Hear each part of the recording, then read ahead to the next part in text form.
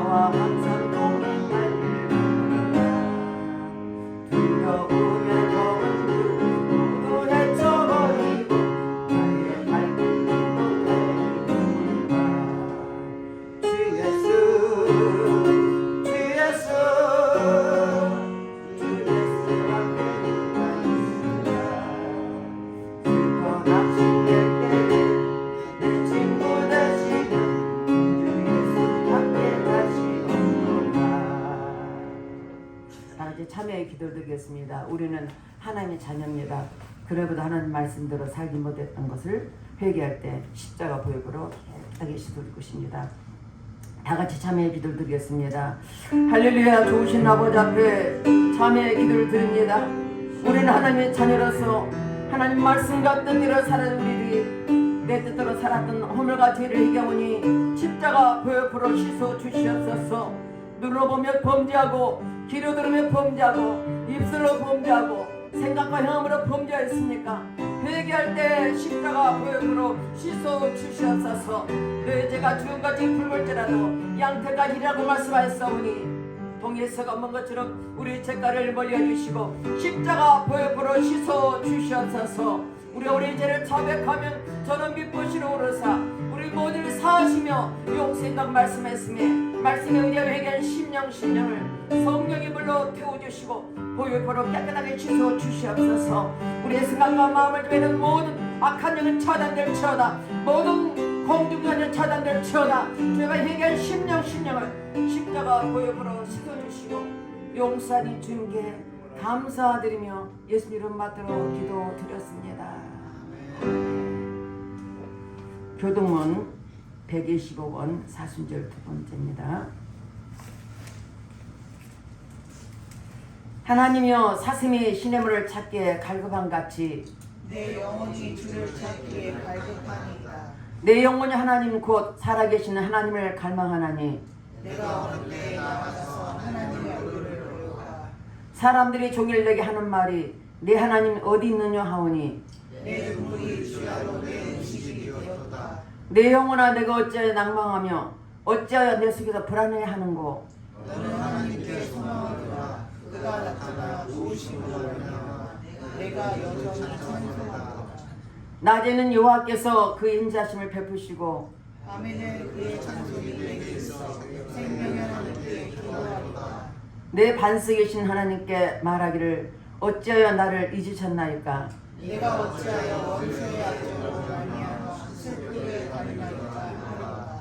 내 뼈를 찌르는 칼같이 내 돼지가 나를 비방하여 늘 내게 말하기를 내 하나님 어디 있느냐 하리로다. 내 영혼아 내가 어찌하여 낙심하며 어찌하여 내 속에서 불안해하는고. 너는 하나님께 소망을 두라. 나는 그가 나타나 도우심을 말미암아 내 하나님을 여전히 찬송하리로다. 아멘. 다같이 사도신경으로 신앙 고백 드리겠습니다. 전능하사 천지를 만드신 하나님 아버지를 내가 믿사오며 그의 아들 우리 주 예수 그리스도를 믿사오니 이는 성령으로 잉태하사 동정녀 마리아에게 나시고 본디오 빌라도에게 고난을 받으사 십자가에 못 박혀 죽으시고 장사한 지 사흘 만에 죽은 자 가운데서 다시 살아나시며 하늘에 오르사 전능하신 하나님 우편에 앉아 계시다가 저리로서 산 자와 죽은 자를 심판하러 오시리라. 성령을 믿사오며 거룩한 공예와 성도가 서로 교토하는 것과 죄를 사여 주시는 것과 몸이 다시 사는 것과 영원히 사는 것을 믿사옵나이다. 아멘. 다같이 앉아서 410장 하나님 은혜로 찬양하겠습니다.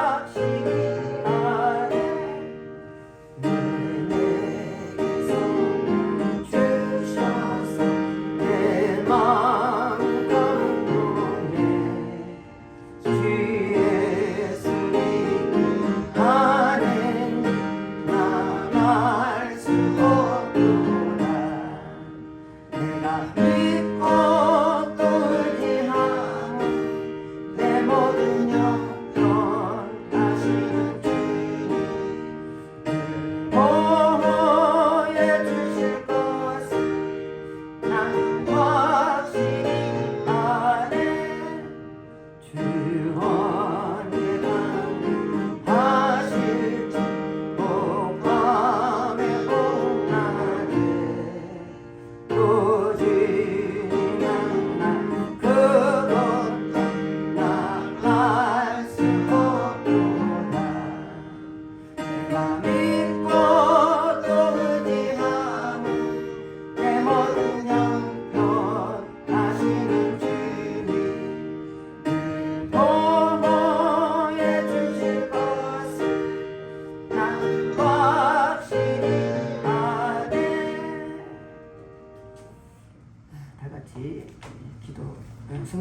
기도하겠습니다. 성경 말씀 갈라디아서 6장 2절, 고린도서 1장 18절입니다. 성경 말씀 우리 다 같이 한 목소리 합독하겠습니다. 너희가 짐을 서로 지라. 그리하여 그리스도의 법을 성취하라. 십자가의 도가 멸망하는 자들에게는 미련한 것이요 구원을 받은 우리에게는 하나님의 능력이라. 아멘. 기도하겠습니다. 할렐루야. 좋으신 아버지 하나님, 감사와 찬송과 영광을 드립니다. 우리가 무엇이란데 하나님 크신 은혜와 사랑으로 지금까지를 지키시고 보호하시고 인도하신 주님께 감사드립니다. 하나님의 세상 속에서 하나님 구별되게 살게 하시고 하나님 자녀답게 살고 싶지만 때로는 원치 않은 일을 통해서 하나님 앞에 아버지 하나님 아버지 뜻대로 살지 못할 때가 참 많았습니다. 그러나 오늘 시간도 주님 앞에 나와서 엎드려 예배드린 저들 심령에 성령께서 충만하게 주시고 기름 부어 주셔서 오늘도 말씀 속에서 예배 속에서 주님을 뜨겁게 만나게 도와주시고 우리 심령에 용과 힘기를 갖게 하시고 하나님께서 주신 말씀을 통해서 새로워질수록 성령이 역사하여 주시옵소서. 이 시간도 특별히 나라 민족을 기도합니다.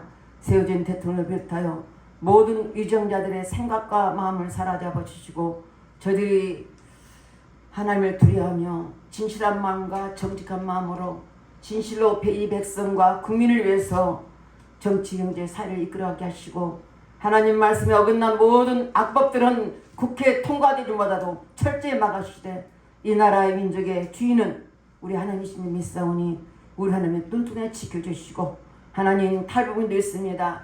35,000명의 탈북민도 있사오니 그들까지도 영혼을 불쌍히 여시고 다 복음화라 시켜주셔서 복음으로 통일되게 하시고 다시는 비 흘림에 전쟁 없도록 내 아버지 역사에 주시옵소서. 이 나라를 이 백성을 새롭게 잡아주시고 성령이 역사해 주셔서 하나님 이 나라가 제사한 국가가 되게 하시고 마지막 때 다시 오실 재림을 위해서 땅끝까지 복음을 전하는 이 나라 임종이 되게 하시고 우리 하나님 붙잡아 주셔서 하나님의 영광 누리는 대한민국이 될수록 축복하시고 역사하여 주시옵소서. 세계 선교에서 복음을 선포하는 성도들이 있습니다.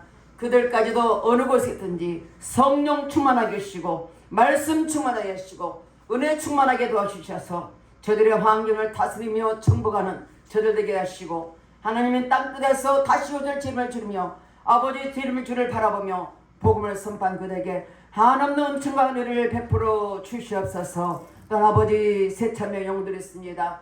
그것을 하나님 영혼들이 때를 기다리며 다시 예배드리기를 소원하고 있사오니 하나님 주의 성령께서 강권으로 역사해 주셔서 그것을 자유롭게 예배드리도록 도와주시고 우리 하나님의 백성들이 많이 있사오니 주님 역사해 주시고 주님 다스려주고 인도하여 주시옵소서. 이 시간 하나님 아버지 귀한 목사님 단위에 섰습니다. 하나님 말씀을 선포할 때 성령의 능력으로 두루마기 입혀주시고 오직 하나님 말씀은 깃털 없이 담대하게 선포될 때 그 말씀이 에스겔 골짜기에 마룻배가 솟아난 같이 하나님의 영역의 말씀 되게 하시고 그 말씀이 살아있는 말씀 되게 하시고 우리 영혼을 푸른 초록 이끄는 말씀 되게 도와주셔서 말씀 듣는 심령 심의 각인에 깊이 새기게 도와주셔서 말씀대로 살아들이게 부정 없도록 성령이 이 시간도 역사해 주시옵소서. 이 시간 성령님 친히 역사해 주시고 또 한 유튜브로 예배드리는 영혼들이 있습니다. 그들까지도 동일한 은혜를 부어주셔서 성령의 동일한 은혜를 부어주셔서 충만하게 채워주시고 오늘도 예배 속에 가신 주님을 만나게 도와주시고 아버지 하나님 맡게 된 삶을 잘 갚는 에바더 성도들에게 축복해 주시옵소서. 에바더를 축복하시되 모이면 기도하고 흩어지면 전도하게 도와주셔서 하나님 말씀을 일어나가는 생명력 있는 교회가 될수록 네 아버지 역사여 주시옵소서. 이 시간도 성령께서 친히 모든 예배를 주장하시고 인도하여 주시기를 간절히 기도하며 살아계시고 역사하신 예수님 이름 받들어 기도드렸습니다. 아멘.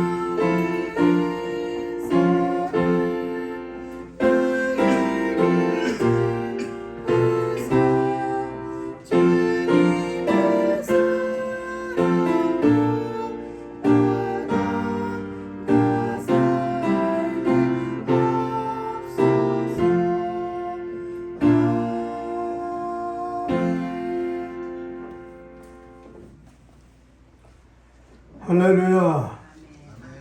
우리 하나님의 크신 은혜와 사랑과 축복하심이 오늘 대회에 참여하신 여러분 모두에게 같이 하시기를 주 이름으로 축원합니다. 우리 옆에 사람과 한번 인사하세요. 반갑습니다. 사랑합니다. 나보고만 그러지 마시고 옆에 사람한테 그러시니까. 자, 오늘 말씀의 제목을 다시 한번 따라 쓰겠습니다. 짐을 지는 자가, 뭐 따랐어요? 짐을 지는 자가 복이 있다. 예.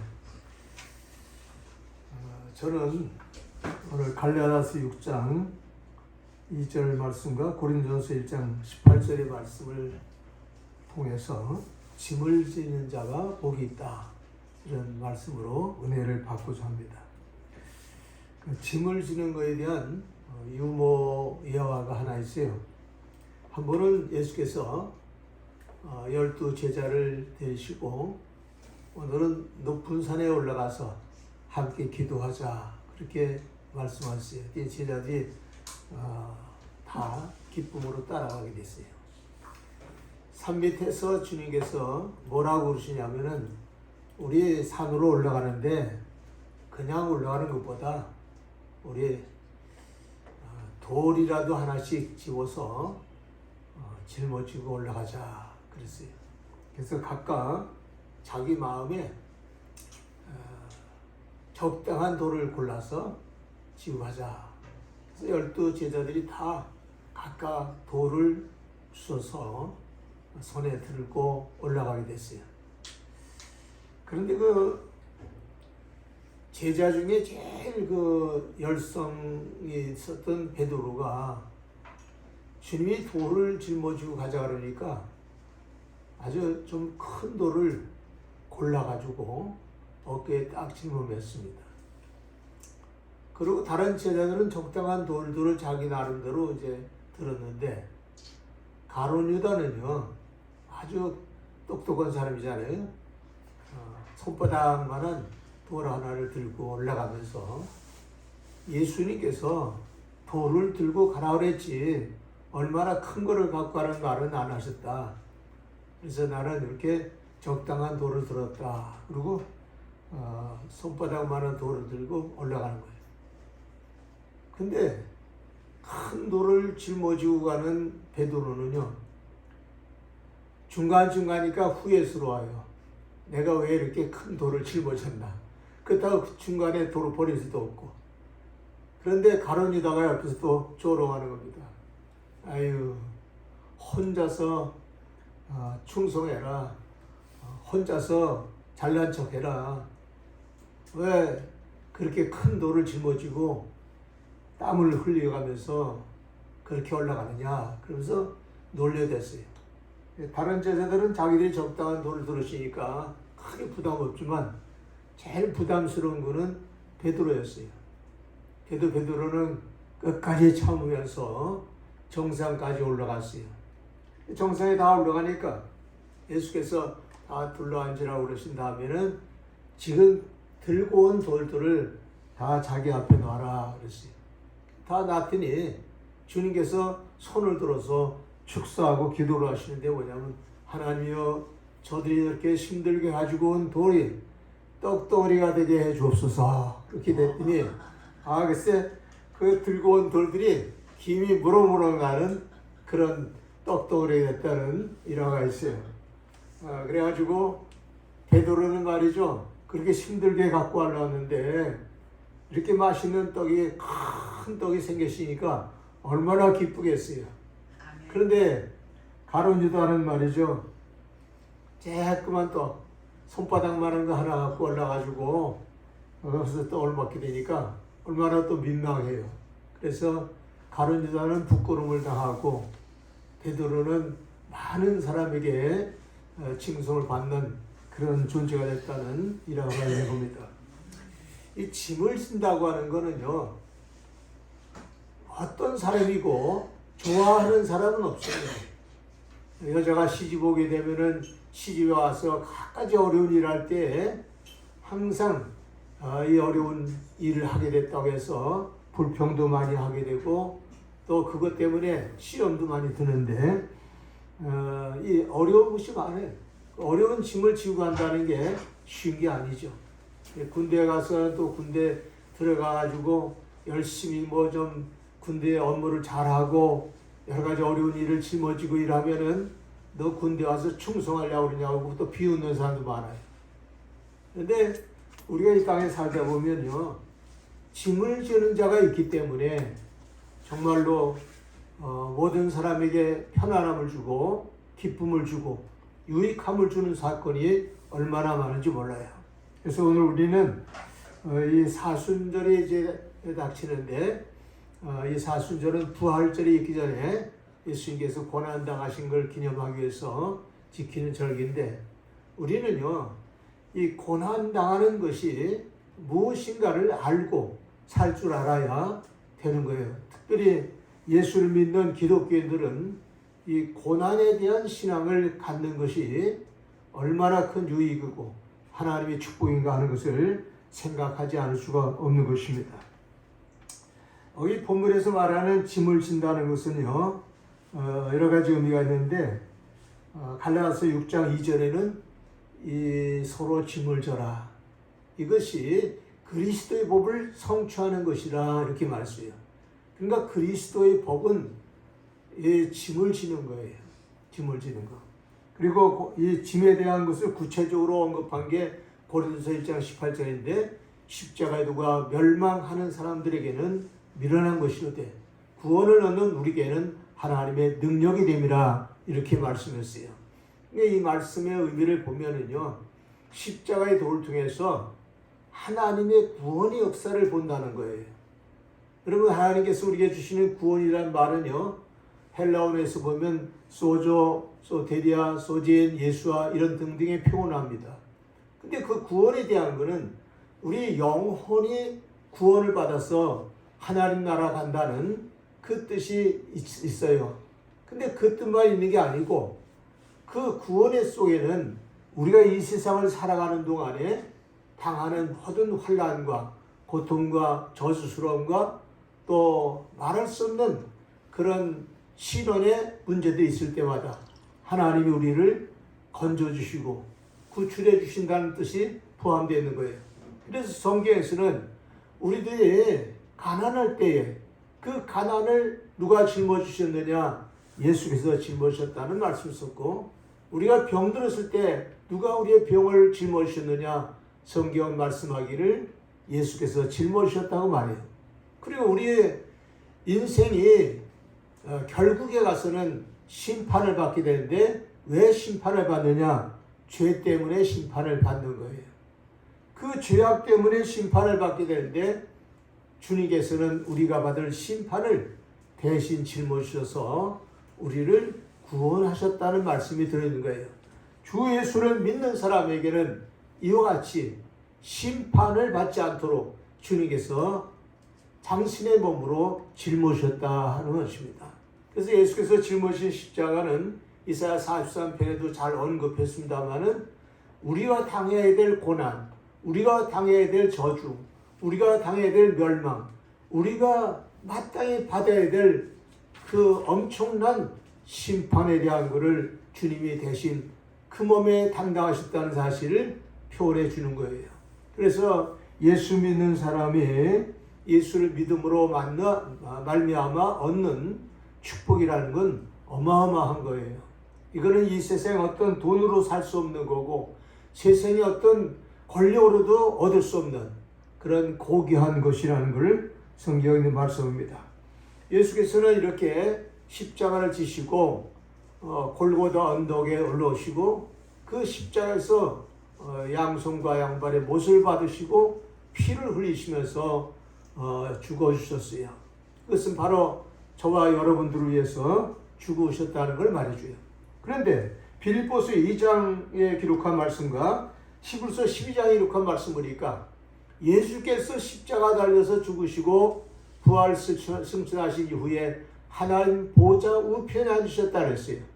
그런데 이 예수께서는 그 하나님 보좌 우편에 앉으신 것으로 끝나는 게 아니라 마지막 심판의 때는 철장 권세를 가지고 이 세상 모든 왕들과 모든 나라와 모든 정사를 쥐고 있는 권세자들을 징계하게 하시고, 그리고 죄 가운데 빠져서 하나님을 떠났던 백성들에게 엄청난 심판으로 임하실 것을 성경이 말씀합니다.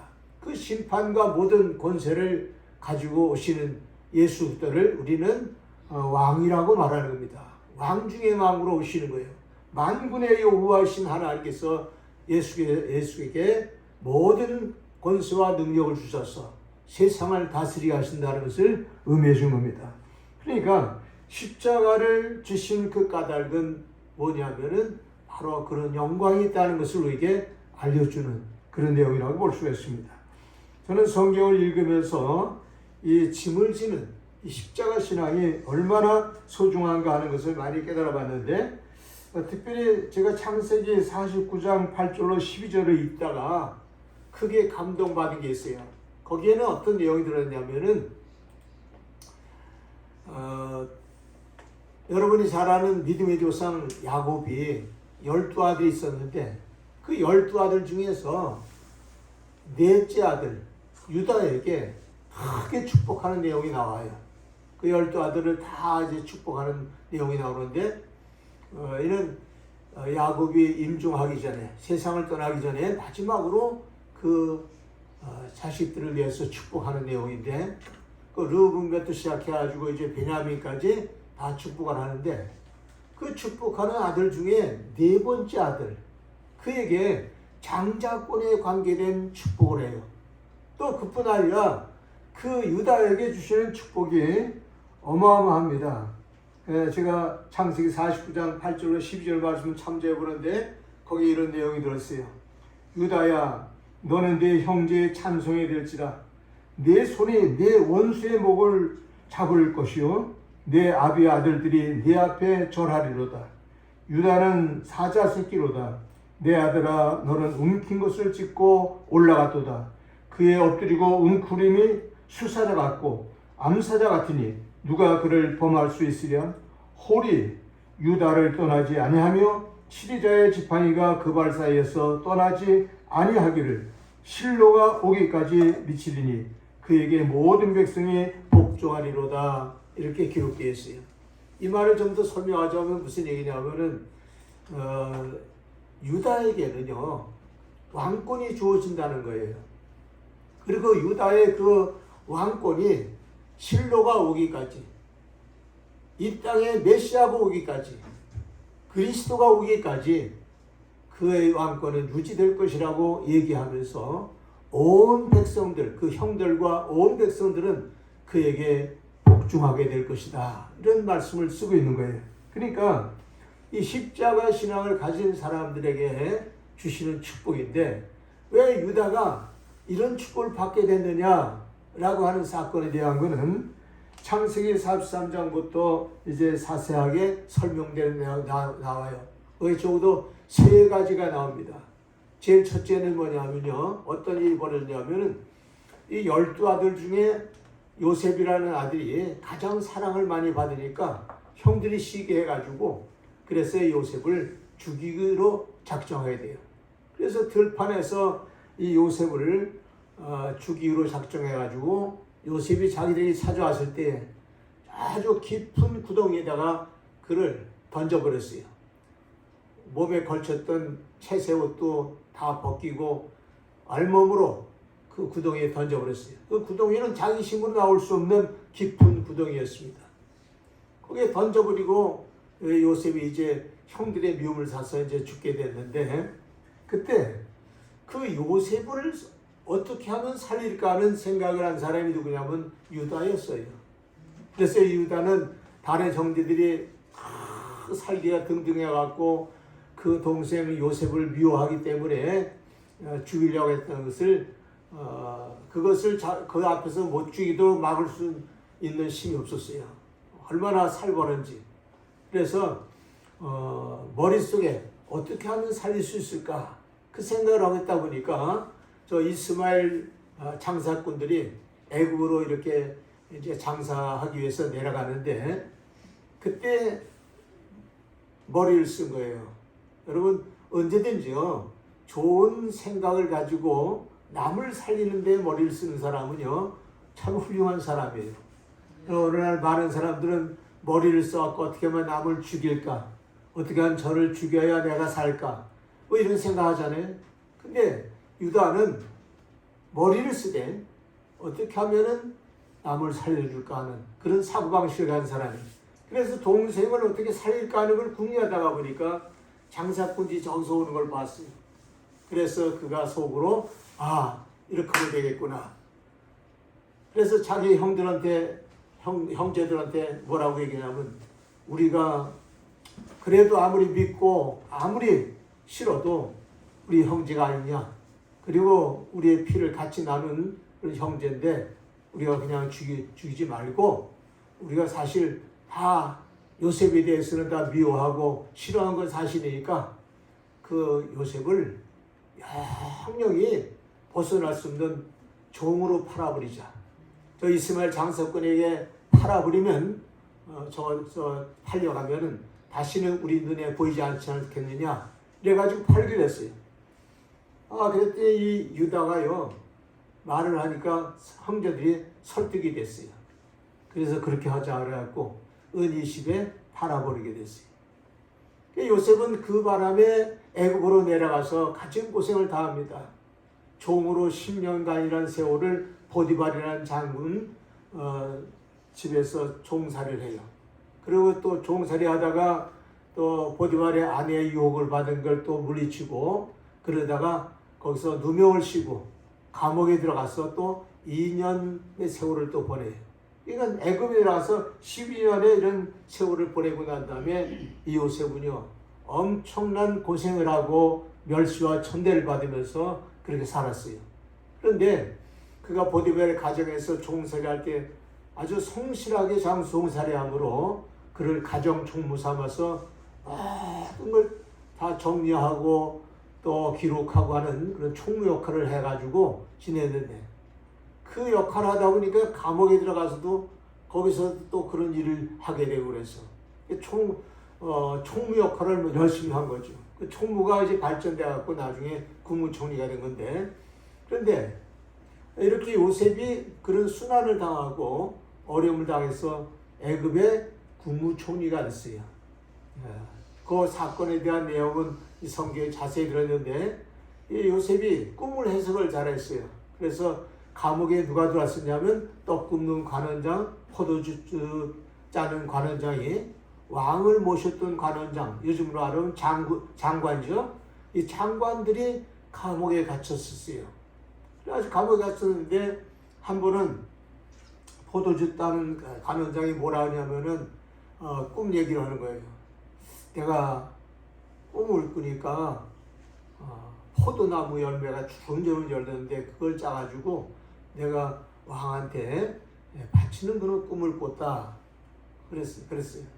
그랬더니 또 그 옆에 있던 딱 굽는 관원장도 뭐라 하냐면은 나도 꿈을 꿨는데 떡 3강주리를 내가 이렇게 해가지고 왕한테 드리려고 했더니 새들이 와서 다 짜먹고 그래서 참 내가 곤란한 지경에 빠졌다. 그런 꿈이었다. 흉한 꿈을 꿨다는 거죠. 근데 포도주 따는 관원장은 나는 새 포도줄기를 따가지고서 이렇게 드렸는데 그 다음에 왕이 기뻐하셨더라 하는 그런 내용을 이제 얘기한 거예요. 그러니까 이 두 사람이 꿈을 꾸고 난 다음에 이게 무슨 꿈인지 너무 생생한 꿈을 꾸니까 그래가지고 그렇게 두 사람이 말이죠 끙끙하고 있는데 그때 요셉이 나타난 거예요. 요셉이 딱 보더니 아니 장관님들이 무슨 일로 이렇게 얼굴이 안색이 그렇습니까? 하고 보니까 자기들 꿈 얘기를 하는 거예요. 그러니까 그때 요셉이 그 꿈 얘기를 듣더니 포도주 따는 관원장에게 말하기를 당신은 사흘 후에 되면은 왕이 불러서 다시 복직하게 되고 전날같이 왕께 포도주를 공급해주는 그런 역할을 하시게 될 겁니다. 그리고 설명해 주는 거예요. 그러니까 포도주 가는 장이 너무 기뻐가지고 아 그래 그러기만 된다면 얼마나 좋겠냐. 그때 떡 굽는 가는 정도 내 꿈도 좀 해석해달라고. 그런데 요셉이 그 꿈을 듣더니 안색이 안 좋아요.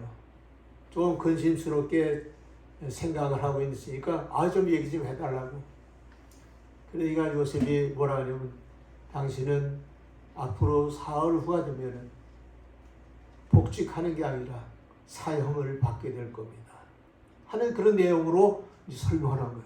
그러니까 이 떡 굽는 가는 아주 정말 너무 그 꿈이 사실이 아니기를 바랬는데 사흘이 되니까 포도주 따는 가는정원은 국가에서 다시 불러가지고 바로가 그를 다시 등용하게 되고, 그리고 떡 굽는 가는정원은 그날로 사형을 집행받는 사건이 발생됐어요.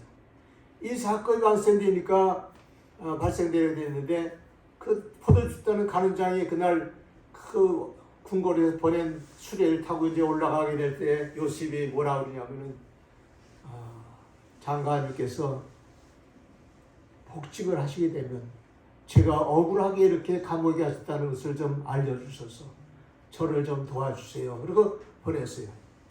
그랬더니 세상에 이 포도주사를 관장이 그렇지 그렇고 말고 그러면서 기쁘게 갔는데 근데 까맣게 잊어버리고 말았어요.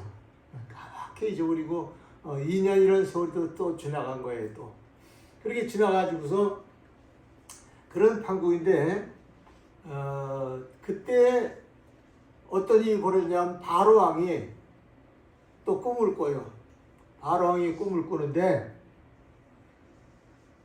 아주 충실한 이삭의 풍성하게 있는 그 이삭이, 그러니까 이삭이라고 말하면 여러분이 잘 모르실까 모르는데 이렇게 곡식 이삭이 있지 않습니까? 그 곡식이 충실한 곡식 이삭이 일급이 다 일어나더니 아주 그냥 너무 탐스러워 좋았는데, 그런데 흉악한 또 이삭이 일급이 또 일어나더니 그걸 다 삼켜먹는 거예요. 또 그때 또 꿈을 또 꿨는데 무슨 꿈이냐면은 아주 살찐 소가 7마리가 쫙 풀을 뜯고 있는 모습을 보니까 너무 풍요로운 모습이라 좋았는데 흉악한 7소가 또 일어나더니 그 풍성하고 좋은 소를 다 잡아먹는 거예요. 그런 흉악한 꿈을 꾸고 나니까 바로 왕이 말이죠. 이게 도대체 무슨 꿈이냐? 그래가지고 자기 이제 장관들하고 또 거기에 이제 여러 가지로 이제 국가를 위해서 이제 참모진으로서 또 왕을 또 조력했던 그런 아주 유명한 인물들이 있잖아요. 그를 불러가지고 내가 이런 꿈을 꿨는데 꿈 좀 해석해봐라. 그런데 아무도 그 꿈을 해석을 못하는 거예요. 이래가지고서 왕이 말이지 너무 조급하니까 그러면 뭐 점쟁이도 좋고 철학자도 좋고 또 뭐 어떤 사람이든지 간에 내 꿈을 해석하는 사람이 큰 상을 베풀겠다 그러면서 그런 유명한 사람들은 다 불렀어요. 뭐 점성가도 부르고 뭐 어떻든 다 불렀어요. 그런데 아무도 그 꿈을 해석을 못하는 거예요. 그런데 그 꿈을 해석하지 못하니까 왕이 말이죠. 그때 불효령 내립니다. 이런 꿈도 해석하지 못하는 것들이 어떻게 무슨 남을 가르친다 그러고 또 무슨 종교를 이끌어가는 제사력이 있다 그러고 떠들 수 있느냐 말이지. 만일 이 꿈을 해석하지 못한다면 이들을 다 내가 처형하겠다고 말이야. 그냥 불효령이 내렸어요. 근데 그때 문득 누가 생각을 하고 있었냐면은 포도주 따는 관원장이었던 사람이 갑자기 생각이 난 거예요. 그렇지. 그때 내 꿈을 해석해줘서 내가 복직한 이 사건, 그 요셉이라는 청년을 생각해낸 거예요. 그래가지고 왕한테 나가서 왕한테 이렇게 얘기했습니다. 왕이시여, 왕의 꿈을 해석할 만한 사람을 내가 추천하겠나이다. 그래서 자초적 얘기를 쭉 했어요. 내 꿈을 이렇게 해석해가지고 내가 복직하고 또 떡 굽는 가능성은 그 해석대로 그는 처형을 당했습니다. 그를 불러오면 왕의 꿈을 해석할 수가 있을 줄 믿습니다. 그랬어요. 그때 왕이 그러면 당장 그 요셉이라는 청년을 불러오라라고 그래가지고 왕이 보내는 수레에다가 왕이 보내는 새로운 옷을 보내고 그런 다음에 요셉을 궁중으로 불러오는 거예요.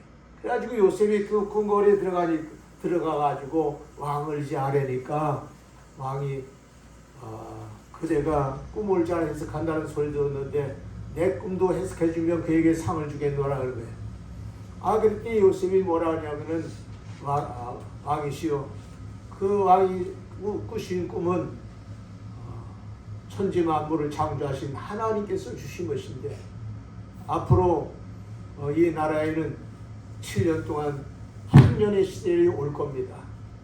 그리고 앞으로 또 흉년이 지난 다음에는 흉년의 시대가 7년이 오게 되는데 왕이시여 지혜롭고 총명한 사람을 세우셔가지고 풍년의 때에 얻은 곡식을 잘 저장하고 간수하다가 흉년을 대비하시면은 좋겠나이다 라고 설명해 줬어요. 그랬더니 왕이 그 설명을 듣더니 너무 감동을 받아가지고 그 신하들 앞에서 뭐라 하냐면 내가 이렇게 총명한 자를 어디서 얻겠느냐?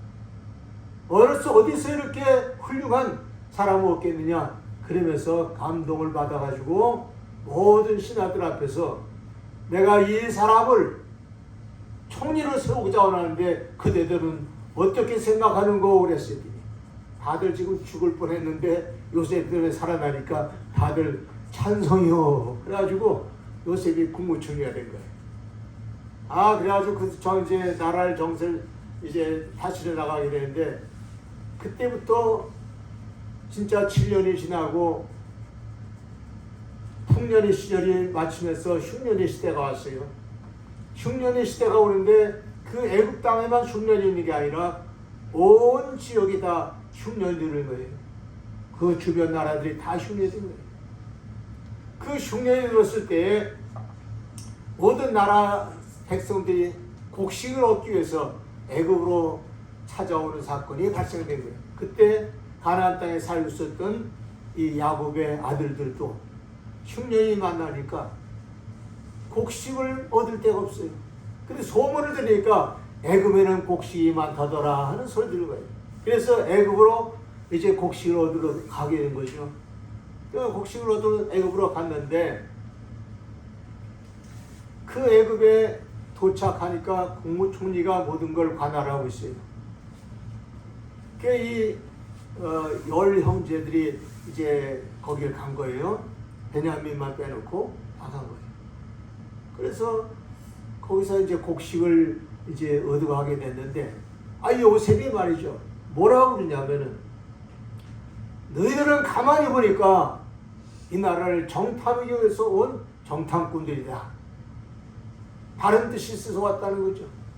이 트집을 잡는 거죠. 지금 형제들을 보고 그 형들은 그 국무총리가 자기의 동생이 요셉인 줄은 까마득히 생각 못하고 거기에 서가지고서 정탐이라고 그러니까 저희 집안은 정탐을 하는 그런 집안이 아니라 하나님을 경외하는 집안이고 우리 아버지도 하나님을 경외하고 우리 모든 형제들이 다 하나님을 경외하는 신앙의 가정이라고 그러면서 정탐이 아니라고 이제 발표를 했죠. 그때 요셉이 뭐냐 하면 그러면 너희들의 가족에 대한 세부적인 모든 내용들을 나에게 직구하라. 그래가지고 이 형제들이 말이죠. 사실대로 알겠는 거야. 할아버지 때부터 아버지 때까지 이렇게 다 내려오는 그 신앙의 가족에 대한 이야기도 하고 자기들 형제가 12이 있었는데 그 12 중에 하나는 잃어버렸고 이제 우리가 10 남았는데 그 막내는 잃어버린 형 때문에 그 아버지가 가장 사랑했던 아들을 잊어버리시니까 그 동생 되는 베냐민을 끼고 삽니다. 그를 절대로 내놓지 않습니다. 그래서 우리 10사람만 이렇게 여기까지 왔습니다. 그랬어요. 그랬더니 그때 요셉이 뭐라 하냐면은 너희들 말하는 것이 진짜 사실이라면 다음번에 올 때는 이 동생 베냐민을 데리고 와라. 그래야 정탐이 아니다는 것을 확인할 수 있지 않겠느냐? 그런 거예요. 그래가지고 이 형제들이 말이죠. 동생 베냐민을 들어오라 그러니까 얼마나 참 고민스러워요. 왜냐하면 절대로 아버지가 베냐민을 내놓지 않는다 말이에요. 요셉도 나갔다가 잃어버렸는데 짐승이 잡아 죽었다는 소리를 듣고서 잃어버렸는데 베냐민까지 잃어버리고 싶지 않거든요. 가장 사랑하는 아내 라헬을 통해서 낳은 아들인데 그 아들을 잃어버렸기 때문에 그래서 데려올 수 없다는 걸 알지만 형제들이 어떻게 해요? 그 시므온만 거기다 담보로 남겨놓고 그리고 올라왔어요. 올라와가지고서 아버지한테 그런저런 얘기를 하니까 아버지가 제대로 안 들으신 거죠. 그래가지고 그 곡식을 다 먹는 여러 날 동안 그 곡식 가지고 온 거 애굽에서 갖고 온 곡식 갖고 먹고 살다가 더 이상 먹을 것이 없어서 곡식을 또 가지러 가야 되는데 사러 가기 때문에 아버지한테 얘기한 거예요. 아버지, 글쎄 그 베냐민을 데리고 오라 그러는데 참 어떻게 하겠습니까? 그러니까 아버지가 안 된다 이놈들아. 요셉도 그래서 내가 잃어버렸는데 또 동생까지 잃어버릴 수 없단 말이죠. 그래가지고 완강하게 안 된다고 거절을 하시니까 그리고 뭐라 그러냐면은 나 베냐민 죽으면 베냐민 없어지면 내 생명도 없어지는 거다. 그러면서 자기 생명과 베냐민하고 연결시켜서 말씀하니까 그 형제들이 더 이상 말할 수가 없잖아요. 그때에 누가 나섰냐면 바로 이 유다가 나서는 거예요. 다른 형제들이 다 그것 때문에 난감해하고 있을 때에 유다가 뭐라 하냐면 아버지 그 베냐민을 보내셔야 됩니다. 베냐민을 보내셨으면 벌써 우리가 곡식을 더 한 번 갖고 왔을 텐데 못 갖고 왔습니다. 아버지 베냐민 걱정하지 마세요. 내가 베냐민이 죽을 일 있으면 내가 대신 죽어주고 베냐민에게 당할 벌이 있으면 내가 다 벌을 받을 테니까 절대로 베냐민을 아버지한테로 데려오지 못하거나는 없을 줄 압니다.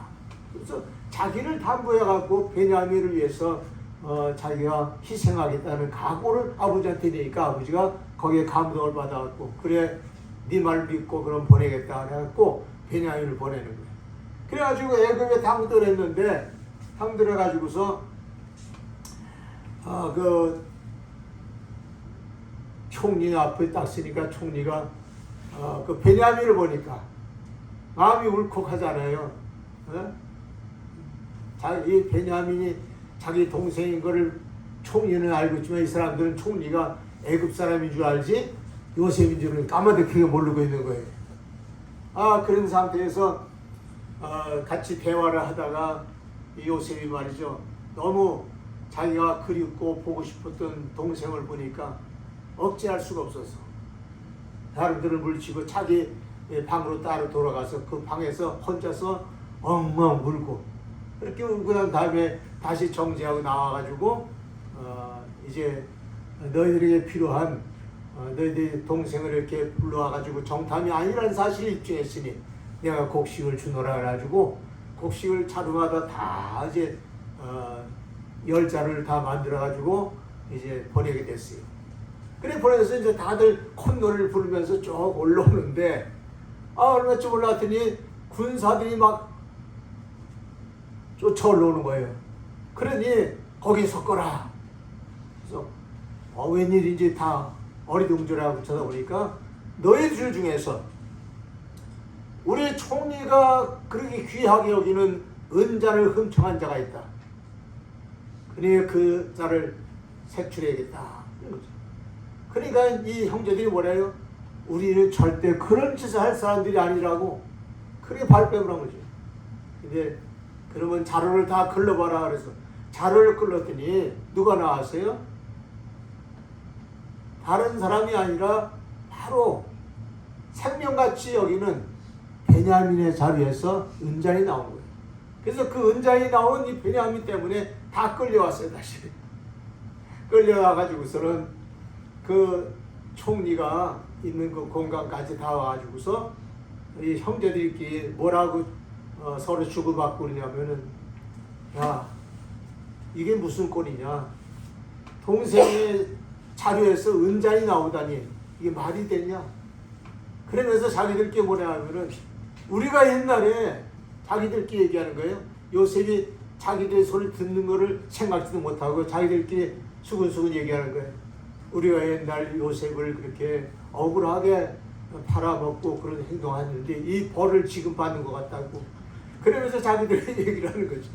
그래가지고는 자기들끼리 이렇고 저렇고 얘기하면서 요셉 이 베냐민을 안 들어가면 우리 이제 죽었다, 큰일 났다, 이거 어떻게 되겠냐 이러고 이제 얘기하고 있는 중이죠.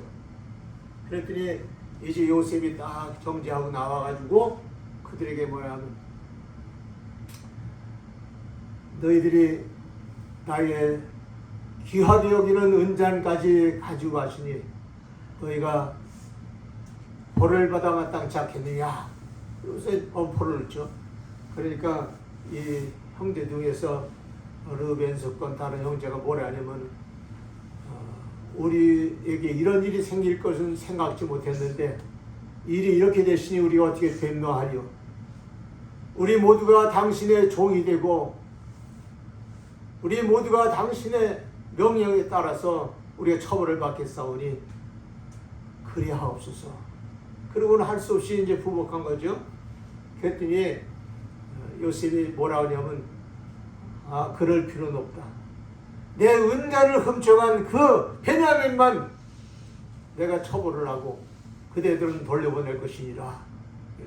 요셉이 그 형들의 마음을 떠보는 거죠. 옛날에도 동생을 버리고 행동했던 그 형들을 징계하는 마음에서 떠보는 거죠. 그랬더니 그 형제들이 아니옵니다. 베냐민이 올라가지 못하면 우리도 못 올라갑니다. 베냐민을 보내주셔야 됩니다. 그러니까 내가 말하지 않느냐, 베냐민만 놔두고 가라 하지 않느냐, 이렇게 하니까 이 형제들이 묵묵부답에 대답할 수가 없어요. 그래서 그렇게 서로 곤란한 일이 있을 때에 다시 한번 유다가 나서면서 뭐라 하면 총리각하 이 아이와 아버지의 생명은 연결되어 있습니다. 이 베냐민이 없으면 아버지는 슬피 울며 돌아가시게 됩니다. 이 베냐민을 보내주셔야 됩니다. 제가 청하건대 저를 담보해 주시고 저에게 벌을 내리시고 그 베냐민에게 은장 훔친 모든 죄에 대한 것을 저에게 담당시켜 주시고 베냐민을 보내주시옵소서. 눈물을 흘리면서 간청하는 거예요. 그러니까 이때에 요셉이 말이죠. 그 얘기를 듣더니 비로소 마음이 풀려져 가지고서 그래가지고는 두 눈에서 눈물이 펑펑 쏟아져 나오면서 형들아 내가 요셉이다. 그러면서 그제서야 자기 자신을 털어내고 얘기하면서 자기가 형제들을 시험했던 것을 이야기한 거예요.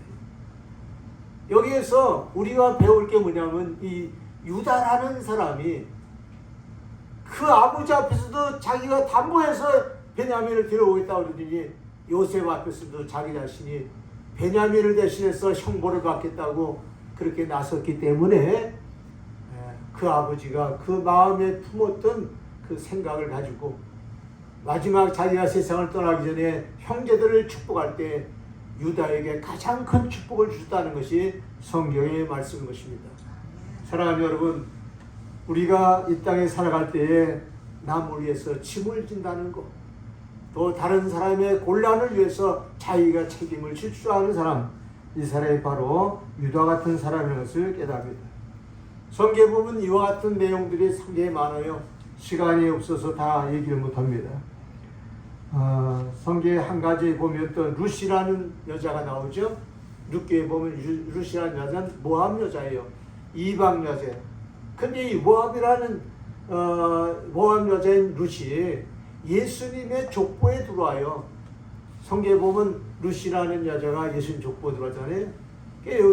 이 룻이라는 여자가 도대체 어떤 여자길래 예수님 족보에 들어오는가 그 성경을 자세히 보니까 거기에 엘리멜렉이라는 사람이 나움이라고 하는 부인과 함께 그리고 아들 기론과 말론 이렇게 네 식구가 모압 땅으로 이민 와서 살게 돼요. 이유는 베들레헴에 기근이 닥쳐서 살기 어려워가지고 이민을 왔어요. 베들레헴에서는 참 귀족같이 살고 존귀하게 살았던 사람들인데 모압 땅에 와가지고 잘 살아보려고 모압 땅에 왔는데 그만 아버지 되시는 분이 엘리멜렉이 일찍 돌아가셨어요. 그리고 기론과 말로는 그 땅에 있는 여자들 오르바하고 또 이 루시라는 여자를 아내로 삼아서 기론과 말론이 거기서 이제 정착을 했죠. 그런데 그 남편이 죽고 그 다음에 이 오르바의 남편도 죽고 루스의 남편도 또 죽어요. 어떤 죽음에 대한 사건에 대한 것은 자세하게 안 나왔지만 일단은 그 땅에서 다 죽게 돼요. 그리고 남은 건 뭐냐면 시어머니 가부, 며느리 가부만 남아요. 근데 이 나오미가 그렇게 자기 가족 식구들이 죽고 난 이후에 거기를 떠나지 못한 까닭이 뭐냐면 베들레헴에 갈 수가 없어요. 옛날에 거기서 그래도 존귀하게 살고 떵떵거리고 살던 사람이 거지가 돼갖고 들어갈 수 없잖아요. 그래서 거기서 버티고 살다가 결국은 세 사람이 거기서 또 살 수 없는 그런 아주 비천한 위치에 놓이게 되니까 그때 나오미가 며느리들에게 뭐라 하냐면은 큰 며느리 오르바와 작은 며느리 루세에게 뭐라 하면 너희가 우리 집에 와서 고생들 많았고 여러 가지로 참 어려운 일 많이 당했다.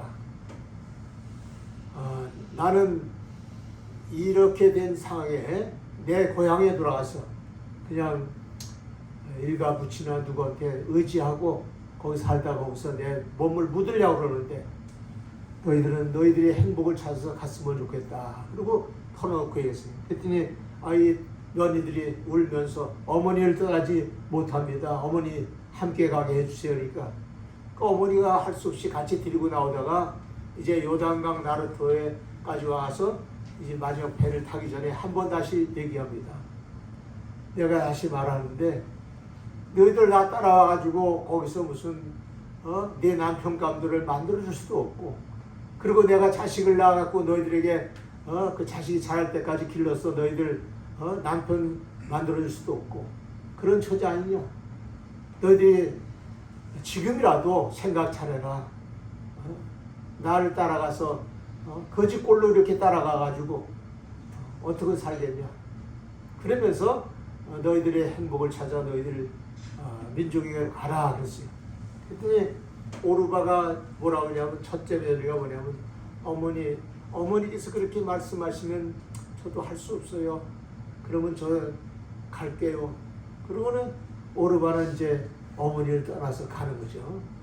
그 가는 모습을 보면서 나오미가 둘째 며느리도 뭐라고 그러냐면 루사 너도 저 오르바처럼 가거라. 네 행복을 찾아 가거라. 내가 너희들에게 너무 미안하기만 하다. 그러면서 가라 그러는 거예요. 그때 이 루시 뭐라고 외쳤어요? 루시 한 말이 룻기서 1장 16절로 18절에 있는데 제가 한번 읽어드릴게요. 루시 가로되 나로 어머니를 떠나며 어머니를 따르지 말고 돌아가라 강권하지 마옵소서. 어머니께서 가시는 곳에 나도 가고 어머니께서 유숙하시는 곳에서 나도 유숙하겠나이다. 어머니 백성이 나의 백성이 되고 어머니 하나님이 나의 하나님이 되시리니 어머니께서 죽으시는 곳에서 나도 죽어 거기 장사가 될 것이라. 만일 내가 죽는 일 외에 어머니와 떠나면 여호와께서 내게 벌을 내리시고 더 내리시기를 원하나이다. 이렇게 어머니 앞에 자기 자신의 결심을 얘기하는 거예요. 그래서 할 수 없이 이 룻을 데리고 오게 돼요. 그런데 이 룻을 데리고 그 베들레헴에 왔을 때 온 베들레헴에 있는 백성들이 다 그냥 소란했어요. 왜? 부자로 나갔던 그 나오미 가족에서 다 이렇게 다 죽고 나오미와 그 며느리 2명 왔다는 걸, 며느리 하나 데리고 왔다는 소리를 듣고는 다들 놀란 거죠. 근데 그때 하나님께서는 나오미의 가정에, 나오미에게 기쁨의 시대를 다시 열어주는 역사를 하는데, 룻이 농장으로 나가서 이삭 줍는 여자 역할을 하는 거예요. 그때 이삭 줍는 여자는 이스라엘 백성 중에 가장 어렵고 가난한 사람들이 택할 수 있는 삶의 방법이 이삭 줍는 거예요. 우리나라는 보통 어려우면 남한테 동정으로 하잖아요. 도와주세요. 뭐 좀 돈도 더 하는데, 이스라엘은 그런 동정은 안 해요. 이스라엘 나라 백성들의 그 철학이 뭐 있어요? 신앙적인 철학인데, 일하기 싫거든 먹지도 말아라.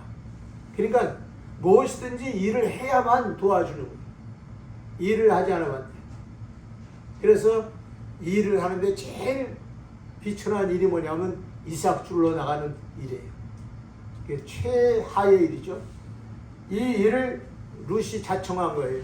어머니, 제가 어머니를 먹여 살리고 어머니를 보살피려면은 제가 일을 나가야 되니까 이삭 줍는 여자로 나가겠다. 그래서 이삭 줄로 나가요. 바구니 하나 들고 들판으로 향해서 들판에 떨어진, 고랑에 떨어진 이삭을 하나하나 주워 올리고 있는 요셉. 맞아, 이 룻을 우리는 기억해야 됩니다.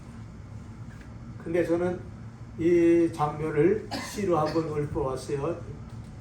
고랑에 떨어진 이삭을 줍는 룻. 그리고 인생의 비천한 고난에 떨어져서 고통당하는 룻을 하나님은 건지셨도다. 그런 이제 글을 한번 쓰고 있어요.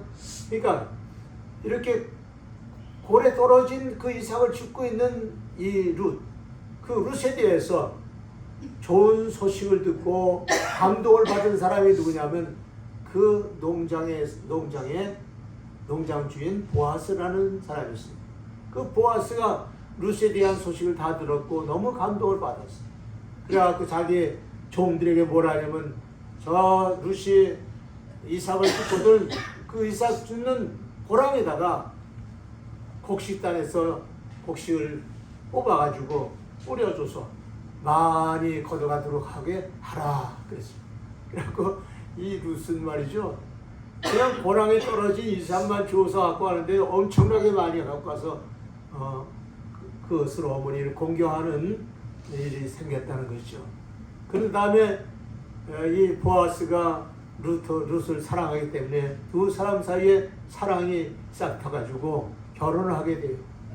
근데 그 결혼식 날 그 동네에 아주 훌륭한 어른들과 사람들이 모여가지고 이구동성으로 뭐라고 했냐면, 룻에 대해서 칭찬하면서 말하길, 그대는 천만인 중에 어미가 되고 왕족의 어미가 될지어다. 그러면서 축복을 해줬어요. 근데 그것이 바로 룻이 받은 축복이에요. 그렇게 어머니를 위해서 짐을 지겠다고 그 낯선 땅에 와가지고 이삭을 줍는 그 마음을 가졌던 이 룻을 하나님은 사랑하시기 때문에 그 룻을 하나님께서는 크게 축복하신 거예요. 그래서 룻이 낳은 아들이 오벳이고요. 오벳이 낳은 아들이 이세.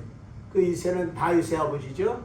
그 다윗의 아버지가 이세가 다윗을 낳고 그 다윗이 이스라엘 왕이 되고, 그리고 그 왕된 다윗의 계통으로 예수 그리스도가 이 땅에 오셨으니까 성경 말씀대로 된 거죠.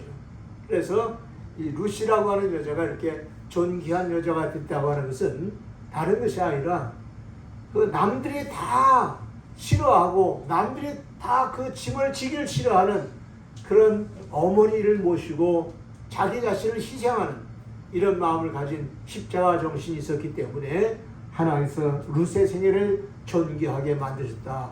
이렇게 정리할 수가 있는 것입니다. 사랑하는 여러분, 오늘 우리의 모든 삶 속에 정말 남을 위해서 짐을 질 줄 아는 이 정신을 우리도 가지시기 바랍니다. 마지막으로 제가 한 예화만 드릴게요. 구라파 법정에서 있었던 사건이에요.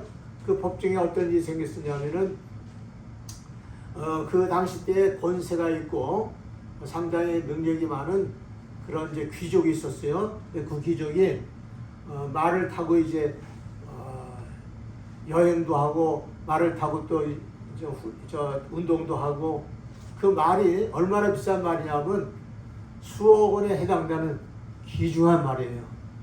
경마장에 나가서도 우승할 수 있는 그런 말인데 이런 말을 타고서 이제 훈련하던 그런 이제 귀족이 있었는데 근데 그때 그 길목에 누가 있었냐면은 두 소년이 활쏘기 연습을 하고 있었어요. 활쏘기 연습. 근데 활쏘기 연습을 하는 중인데 화살을 날렸는데 달려오는 말이 우연스럽게 그 눈에 맞아버린 거예요. 한쪽 눈에 맞아버렸어요. 이 말이 말이죠. 화살이 눈에 꽂히니까 얼마나 아프기도 하고 놀랬겠어요. 그래가지고 말이 그냥 껑충껑충 뛰고 그냥 난리치다 보니까 말장 위에 앉았던 그 귀족이 그만 떨어져서 다리가 부러진 사건이 생기고 그리고 그 말은 눈을 상실했으니까 이제 쓸모없는 말이 되고 말았어요. 그래서 이것이 법정에까지 올라가가지고서 재판을 받게 된 거예요. 그 재판을 받게 될 때 그 수억 원짜리 말을 보상해주고 그 모든 것에 대한 이 법적 해결을 하지 못하면은 장기로 무기수로 감옥에 갇히든지 또 그렇지 않으면은 그 귀족이 원하는 그 권력에 의해서 사형을 시키든지 이래야 돼요. 그런 사건이 생겨서 재판장이 이제 재판을 하게 되는데 그때 재판장이 그 두 아이를 불러가지고 뭐라 하냐면 두 소년한테 뭐라 하냐면 한 사람이 누군가가 한 사람이 쏜 화살이 그 말을 맞췄을 텐데 그러면 그 한 사람만 벌을 받고 그 한 사람만 희생되면 되는데 너희들 중에서 누가 그런 화살을 쐈느냐? 그리고 대라고 그러니까 그때 형벌 내는 형이 뭐라 하냐면 제가 쏜 화살에 그 말이 맞았나이다. 그러고서 자기가 죄를 지고서 형벌을 받겠다고 자원해서 나섰어요. 그러니까 둘째가 곧 이어서 나오면서 뭐라 하면 아닙니다. 형이 쏜 화살에 이런 게 아니라 내가 쏜 화살에 말이 다쳤나이다. 그러면서 나서는 거예요. 그래서 둘이서 말이죠. 아니 내가 했어요. 아니 형이 아니고 나예요. 동생이 아니고 나예요 하고 두 사람이 서로가 자기가 했다고 그 엄중한 벌을 받고 죽임도 나갈 수 있는 처지에 자기가 했다고 그렇게 자원하니까 재판장이 참 곤란해졌어요. 누구 한 사람을 범인을 지적해가지고 벌을 줘야 되는데 둘이 다 그러니까 둘 다 또 줄 수도 없잖아요. 또 분명히 화살은 하나로 맞은 건데 그래서 할 수 없이 그 재판장에 나온 그 어머니를 불렀어요. 어머니를 불러가지고 묻는 거예요. 이 두 아들이 서로가 지가 잘못했다고 그러니 누굴 정했으면 좋겠느냐? 당신이 좀 어머니로서 판단해라 그랬더니 어머니가 잠시 머뭇거리더니 뭐라 그러냐면은 저 둘째 아이를 처벌해 주시기 바랍니다 그래요. 그러니까 재판장이 의미심장한 뜻으로 둘째 아들을 처벌하라는 뜻이 뭡니까? 왜 둘째 아들을 택했습니까? 그러니까 어머니가 하는 얘기가 조용한 목소리로 재판장에게 저 첫째 아이는 제 먼저 부인이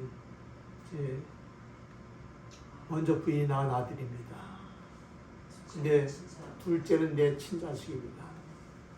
만일에 내가 친자식을 살리고 죄를 죽였다면 동네 사람들이 뭐라고 하겠습니까?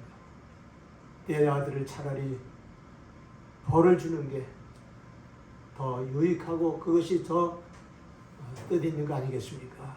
그렇게 얘기하는 거예요. 그러니까 이때 재판장이 감동이 돼가지고서 재판장이 울먹울먹 하면서 감동해가지고 그 재판에 대한 결론을 내는데 오늘 이 재판에서 두 형제는 무죄다. 이 두 형제가 갖는 그 마음 그리고 어머니가 가진 그 고귀한 그 마음은 저 말 수백 피를 주고도 바꿀 수 없는 귀중한 마음이다. 이런 마음을 가진 이 사람들이 이 땅에 있는 동안은 이 땅에는 진정한 평화가 있고 사랑이 있을 수 있다. 그러면서 재판의 결론을 내려야 하는 유명한 얘기가 됐습니다.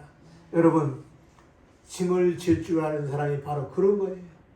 짐을 질 줄 아는 사람이 이 땅에 있으면 이 땅은 낙원이 되는 거예요.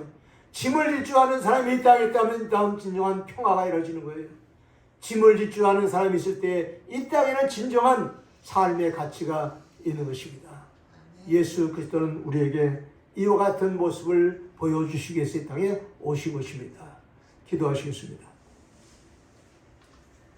우리 말씀 생각하면서 우리 한번 마음의 결단을 가지고 주 앞에 주여 나도 짐을 지는 인생이 되게 해달라고, 그리고 어떤 어려움과 시련 속에도 짐을 지는 사람으로 살게 해달라고 그런 기도를 하시며 그것이 바로 여러분과 여러분의 자손들에게 복이 된다는 걸 믿고 다짐하는 기도하겠습니다. 주여 삼창하고 한 2분 동안 기도합니다. 주여! 주여! 주여! 할렐루야. 하나님 아버지 감사합니다. 오늘도 저희 하나님 말씀을 마음에 새기게 하심을 감사합니다. 짐을 지는 자가 복이 있다고 하는 말씀을 들었습니다. 하나님 아버지, 우리 해보다 교회에 살아가는 모든 성도들이 짐을 질 줄 아는 사람들이 되게 하여 주소서.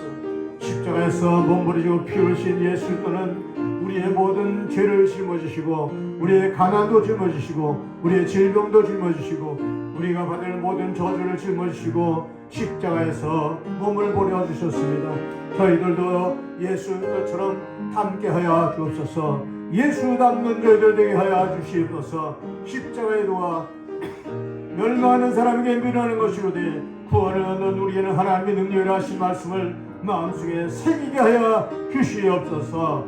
감사와 영광과 존귀와 찬송이 하나님께 있기를 원합니다. 주님 따라가기를 원합니다. 주님 바라보기를 원합니다. 주님 뜻대로 살게 하여 주시옵소서. 이 생명 다할 때까지 짐을 지는 자로서 현명한 삶을 살도록 축복하여 주시옵소서. 마음에 다짐하고 기도하는 사랑하는 모든 모습의 기도가 응답되게 하여 주시옵소서. 예수님 이름으로 기도합나이다. 아멘.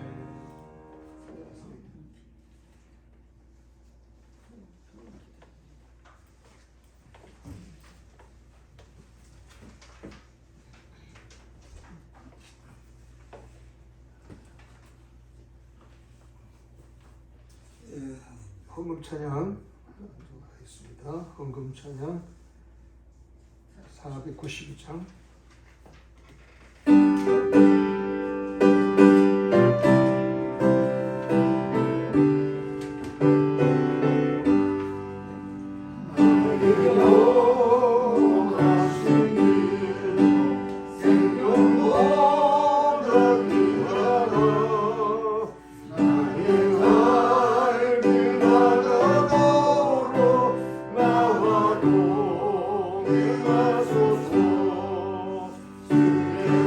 나와도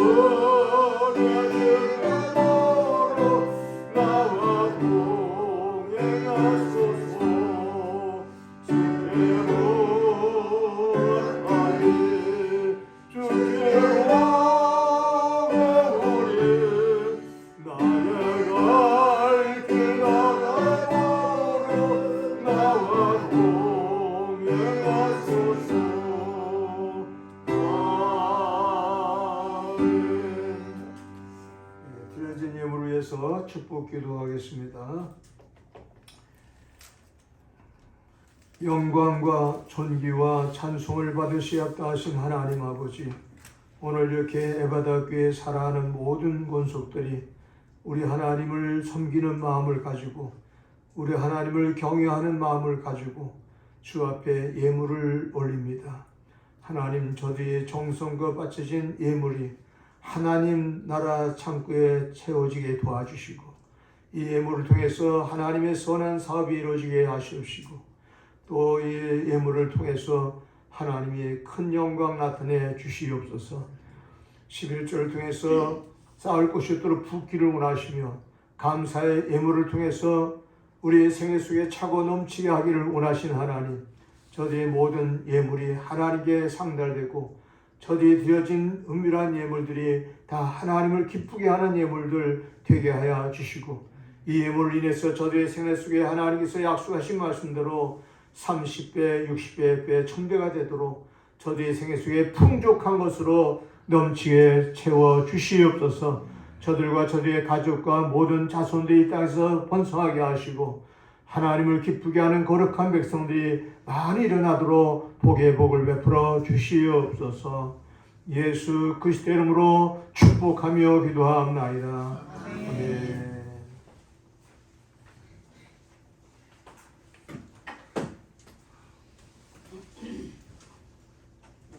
교회 소식은 사순절 기간입니다. 월요일부터 토요일까지입니다. 문자를 내가 받은 사람이 있어요. 못 나오지만 그걸 자기가 예배 드렸으면 예배 드렸습니다. 문자를 주셔야 돼요. 제가 선물 준다고 했습니다. 이거 약속 지킨 사람은. 월요일부터 토요일까지요. 계속 나오신 분도 있고 혹시 못 나오면 예배 드렸다고 해야지 제가 날짜가 맞춰줘야 됩니다. 지금부터 늦지 않았습니다. 여러분 같이 이렇게 사주는 기도를 하시길 바라겠습니다. 그리고 반드시 이 주보에서 10초 메시지 보시고 성경 애울 말씀 여러분 기억하셔서 말씀을 꼭 읽어주고 외워주시고 그렇게 해주시길 바라겠습니다. 네, 다 같이 사명 찬양하고 목사님 축도로 모두 예배 마치겠습니다.